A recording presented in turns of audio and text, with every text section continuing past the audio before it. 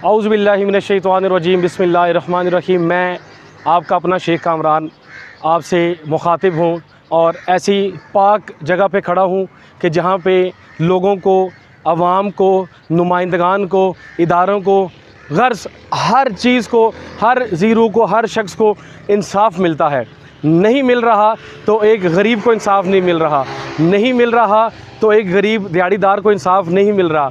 मेरी आप सबसे गुजारिश है कि इस इमारत को खोखला मत होने दें। ये वो इमारत है कि जितनी मज़बूत रहेगी, आईने पाकिस्तान उतना मज़बूत रहेगा। मेरी गवर्नमेंट से गुजारिश है कि ए पाकिस्तान की गवर्नमेंट, आपसे गुजारिश है कि इस इमारत में से अब आप क्या निकालना चाहते हैं।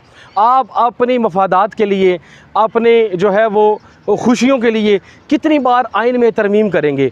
ये तो बनाना रिपब्लिक बना के रख दी आपने इसको। ये तो मेरे कायद का पाकिस्तान नहीं है, ये तो इलामा इकबाल का ख्वाब नहीं